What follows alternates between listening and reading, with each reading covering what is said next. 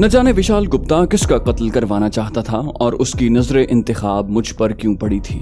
Laura brown कैसे मुझे तरबियत देने पर आमादा हुई। एक दूरस सोच ये भी जहन में जागी कि शायद SR-1 स्नाइपर राइफलों की खरीदारी के लिए धीरेंद्र शुक्ला ने ऐसी कोई शर्त लगाई हो। बिलाशुबा हिंदू बनिया मौके से फायदा उठाने का माहिर है। इसी वजह से लॉरा ब्राउन के चेहरे पर भी मुझे देखकर जोश या वारफ्तगी नहीं उभरी थी। अगर उसका अपना काम होता तो वो जरूर मुझे खुशामदीद कहती और एक लम्हा भी जाया न करती। मजीद गौर करने पर मुझे अपनी सोच हकीकत के करीब ही लगी। अलबत्ता अपने चुनाव के बारे में मुझे कोई काबिल हल सोच नहीं सूझी थी, क्योंकि विशाल गुप्ता मेरी असलियत से तो वाकिफ नहीं था। यूं ही मेरे बतौर संदीप चोपड़ा होने के मेरे माजी से भी वाकिफ नहीं था कि मेरी वफादारी वगैरह से मुतासिर होकर उसने मेरा चुनाव किया हो। सिर्फ पिस्तौल का फायर अच्छा होने से कोई स्नाइपर नहीं बन जाता। बहुत ज्यादा सर खपाने के बावजूद मैं विशाल गुप्ता के फैसले की तौजीह नहीं कर सका था। कभी कभी इंसान बगैर जाने और परखे किसी पर अंधा एतमाद करने लगता है, जो मेरे ख्याल में विशाल गुप्ता भी मुझ पर करने लगा था।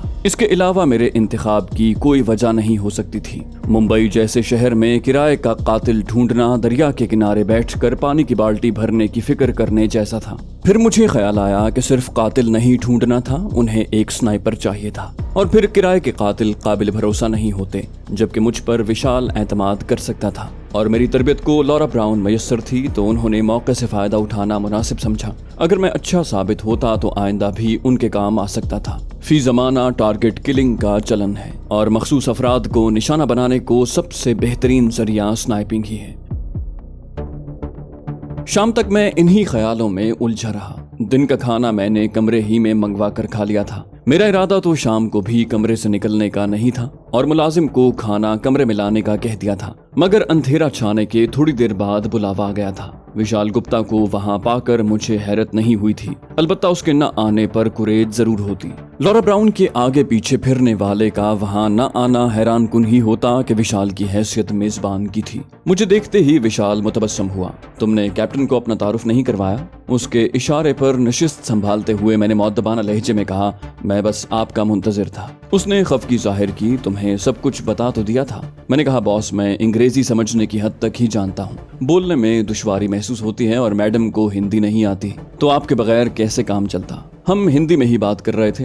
लॉरा बेपरवाह बैठी थी, उसने मेरी तरफ देखने की जहमत ही नहीं की थी। मुलाजिम खाना लगा रहे थे। लॉरा खीरे की काश उठाकर खाने लगी। उसके अंदाज में हल्की सी बेजारी थी, जो जाहिर कर रही थी कि वो मुझे तरबियत देने पर मजबूरन ही राजी हुई है। विशाल गुप्ता लॉरा की तरफ मुतवज्जे हुआ और मेरा तारुफ करवाने लगा। संदीप मेरा खास मुहाफिज है, इसका पिस्तौल का फायर बहुत अच्छा है। उम्मीद है स्नाइपर राइफल को बहुत जल्द समझ जाएगा। वो विशाल ही को मुखातिब हुई, इसे अंग्रेजी आती है। विशाल ने उसे तसल्ली दी, बेफिक्र रहो मादाम, पढ़ा लिखा जवान है।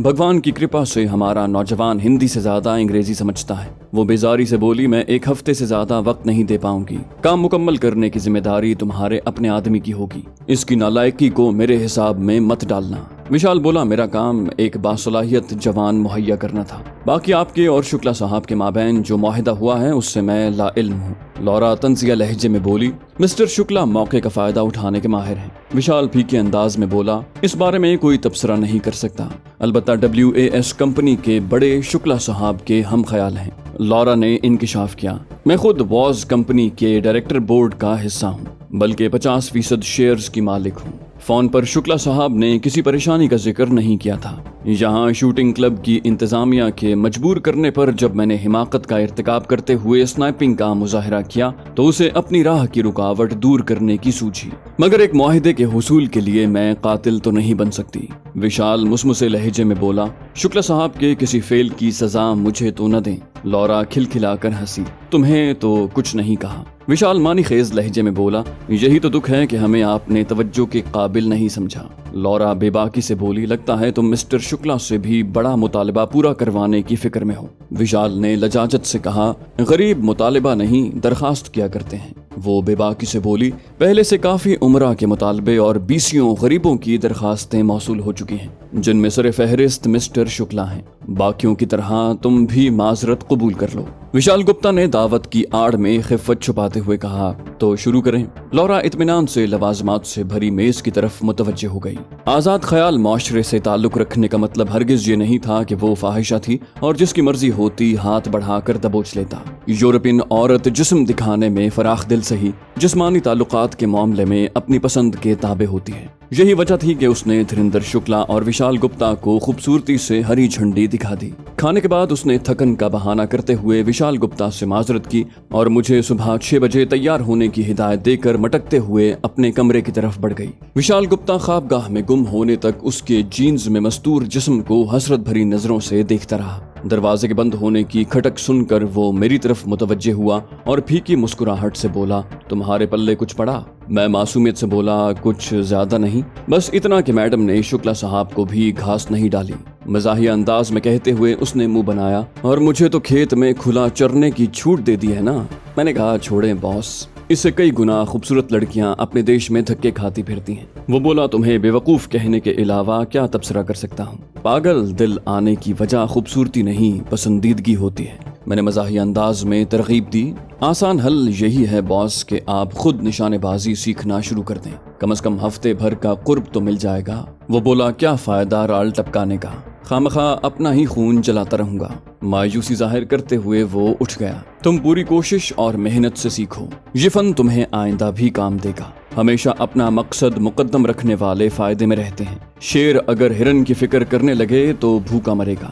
बिल्ली चूहों पर तरस खाकर अपने साथ जुल्म की मुर्तकिब होगी। छिपकली कीड़े पतंगे खाना छोड़ दे तो जान से जाएगी। याद रखना, खुदगर्जी कानून फितरत है। सबसे पहले इंसान का अपना वजूद है, उसके बाद किसी दूसरे के बारे में सोचा जा सकता है। अखलाकियात के अलंबरदार, नेकी कमाने वाले, धर्म के ठेकेदार, इंसानियत की माला जपने वाले सभी बातों की हद तक मुखलिस होते हैं। कभी अपने मुंह का निवाला भूखे पेट में नहीं डालते। मेरी नसीहत पल्लू से बांध लो, सफलता कोशिश करने वालों को हासिल होती है। उसने वापस जाना था, मैं साथ चल पड़ा। कार तक जाते हुए नसीहतें जारी रहीं। उसे रुखसत करके मैं कमरे में वापस आ गया। दिन को आराम करने की वजह से रात गए तक करवटें बदलना पड़ी। आगे की सूरत हाल वाज़ेह नहीं थी। जब तक विशाल गुप्ता मुझे हदफ के बारे में मुत्तला न कर देता, कुछ तय करना मुश्किल था।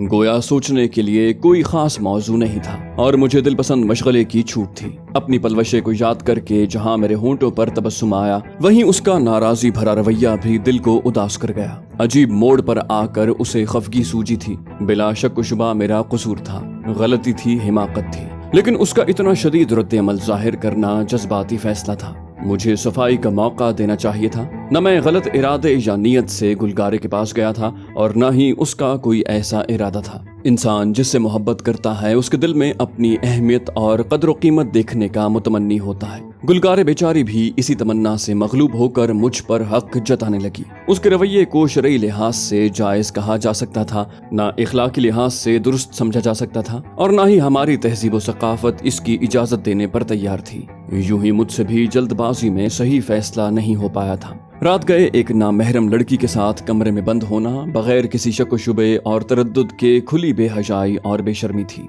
काबिल मुआखजा फेल था, मगर मोहब्बत करने वाली बीवी को कम से कम तहकीक करना जरूरी था। उसके तई अगर उसने मुझे रंगे हाथों पकड़ा था तो मेरे गुनाह के सबूत को उसी वक्त खोज सकती थी, मगर उसने मुझे सफाई का मौका दिया था, न मेरी मिन्नतों पर पसीजी थी। मेरी हर गलती, मस्ती और दुरुस्ती को गैर अहम और बेवक़्त जानने वाली का पासा एकदम पलट गया था। एक पल जुदाई न सहने वाली पर मेरे खतरनाक मिशन पर आने का भी कोई असर नहीं पड़ा था। हालांकि रोमा को भी मैंने गुलगारे वाले वाक़े की इत्तला दी थी, मगर उसने जरा सी भी अहमियत नहीं दी। रोमा बिलाशुबा मुझे बहुत चाहती थी, मगर पलवशा की मोहब्बत भी रोमा से कम नहीं लगी थी। रोमा ने मेरी जुदाई को रोग बना लिया था तो पलवशा भी हर वक्त जान कुर्बान करने पर तैयार रहती। अलबत्ता वो रोमा से बढ़कर लाडली और मुझे प्यारी थी, क्योंकि दिल पर इंसान का इख्तियार नहीं होता।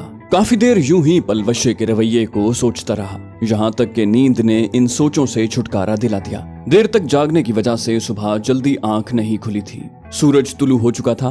घड़ी की सुइयों को 6 बजे का ऐलान करते देखकर मैं उछल पड़ा। लॉरा ब्राउन ने 6 बजे का ही वक्त दिया था और एक फौजी के लिए 6 बजे का मतलब होता है 5 मिनट कम 6 बजे। गो लॉरा की नजर में मैं फौजी नहीं था, लेकिन वो जिस कौम से ताल्लुक रखती थी उनमें कम से कम वक्त की पाबंदी पाई जाती है। इस मामले में पाकिस्तान और इंडिया के लोग माशाल्लाह इतने बेपरवाह हैं कि 6 बजे का मतलब बगैर किसी हिचकिचाहट या तरद्दुद के 11 बजे ही लेते हैं। अगर किसी को शक हो तो दावतनामे पर दर्ज वक्त पर शादी हॉल में जाकर देख ले। खैर, ताज़ातम होकर मैं कमरे से निकला, सीढ़ियां उतरकर नीचे पहुंचा।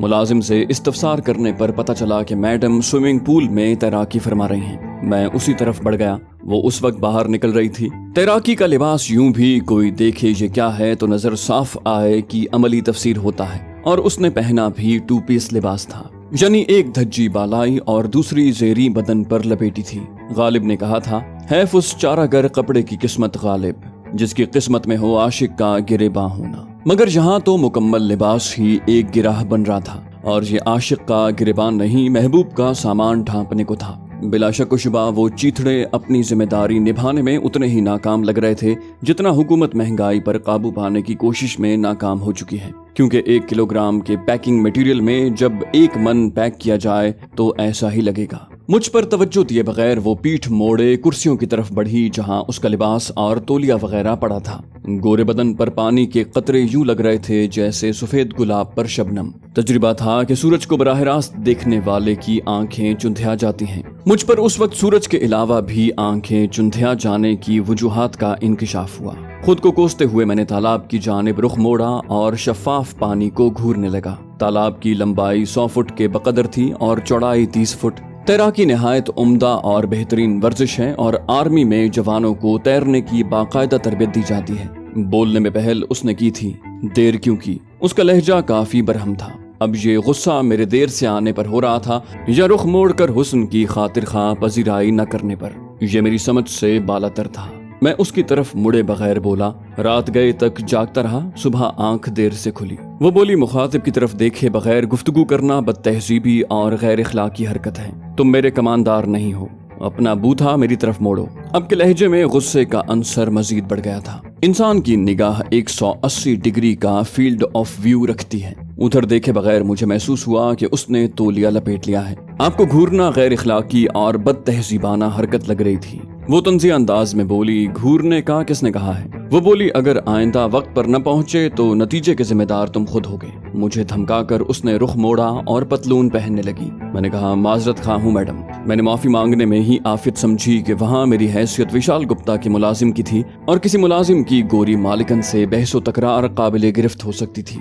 ढीली ढाली खाकी पतलून और निस्फ बाजुओं की बनियान पहनकर उसने मोटे तले वाले मर्दाना जूते पहने और बालों पर तौलिया रगड़ने लगी। मिनट भर की रगड़ाई के बाद उसने तौलिया कुर्सी पर फेंका और मेज पर रखा SR1 का बैग उठा लिया। साथ एक दूसरा बैग भी रखा था जो उसने मुझे उठाने का इशारा किया। आगे पीछे चलते हुए हम डेरे की छत पर पहुंचे। वहां हम इर्द गिर्द का इलाका बहुत अच्छी तरह देख सकते थे। अगर मैंने किसी को तरबियत देनी होती तो छत का ही इंतखाब करता। बैग नीचे रखकर उसने मेरे हाथों से दूसरा बैग लेकर खोला और एक खाकी कपड़ा निकाल कर नीचे बिछा दिया। उस पर SR1 का बैग खोलकर बूट उतारे बगैर एक पांव बिछाकर उस पर तशरीफ टेक दी। मैं भी अत्तहियात की हालत में कपड़े के दूसरे किनारे पर टिक गया। SR1 के हिस्से निकालकर कपड़े पर रखते हुए वो मुस्तफसिर हुई, कभी राइफल से फायर किया है? मैंने असबात में सर हिलाया, क्लैशनकोफ चलाई है। वो बोली, सबसे पहले मैं तुम्हें राइफल के हिस्सों को जोड़ना सिखाऊंगी, जहां समझ न आए बिला तकल्लुफ पूछ लेना।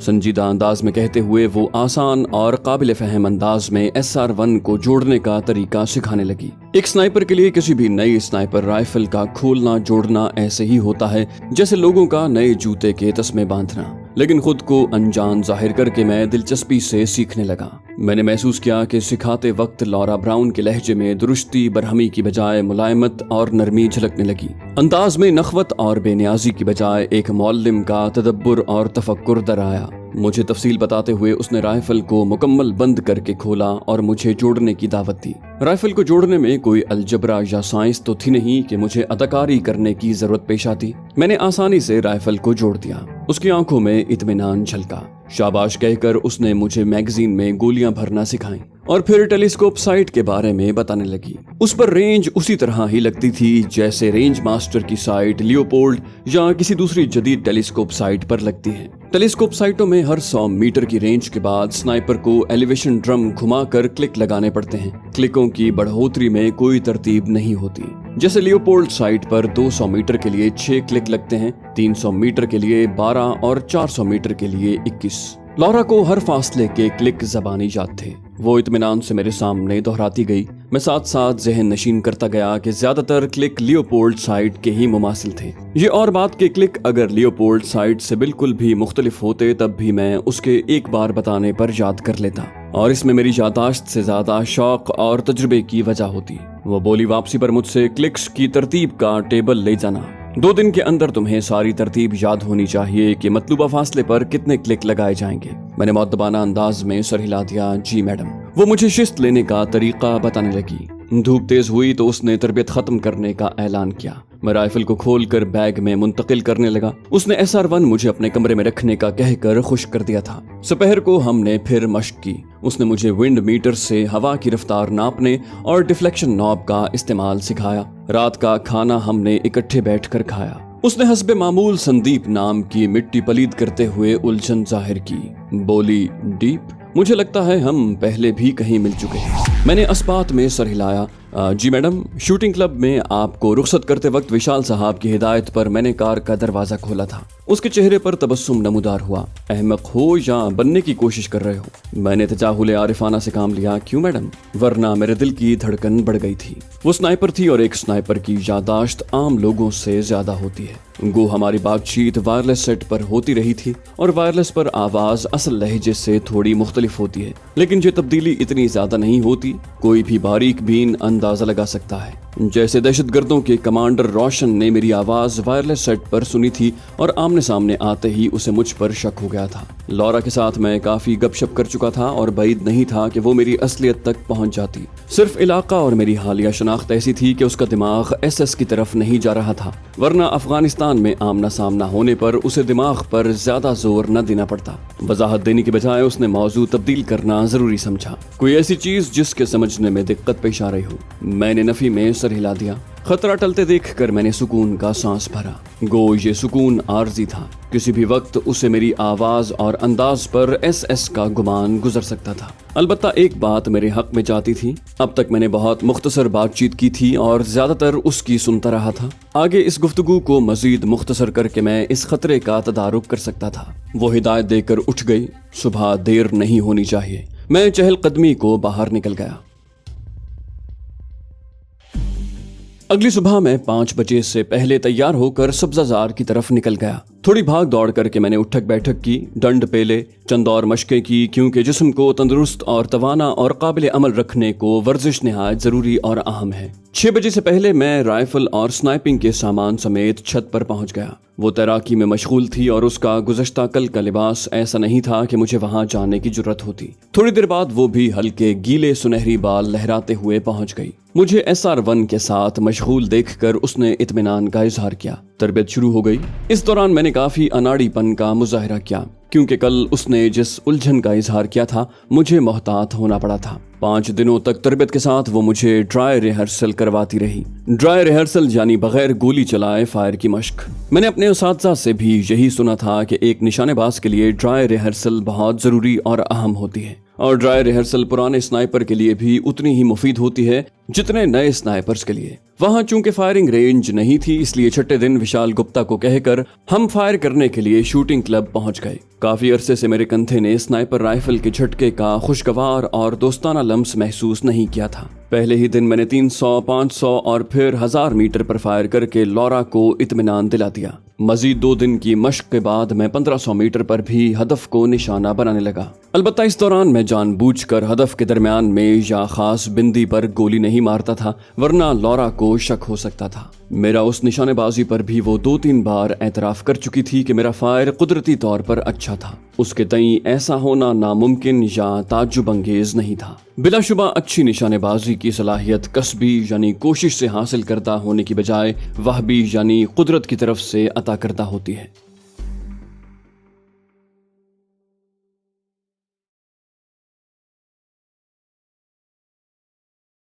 تو دوستو یہ تھی ہماری آج کی ایپیسوڈ. امید کرتے ہیں آپ کو ہماری کہانی پسند آئی ہوگی. جانے سے پہلے اس ویڈیو کو لائک کیجئے اور شیئر کرنا مت بھولیے. کامنٹ کر کے ہمیں بتائیے کہ آپ کو ہماری ویڈیو کیسی لگی. اور اگر ابھی تک آپ نے اس چینل کو سبسکرائب نہیں کیا تو اسے سبسکرائب کیجئے اور بیل آئیکن دبا کر آل نوٹیفیکیشنز آن کر لیجئے.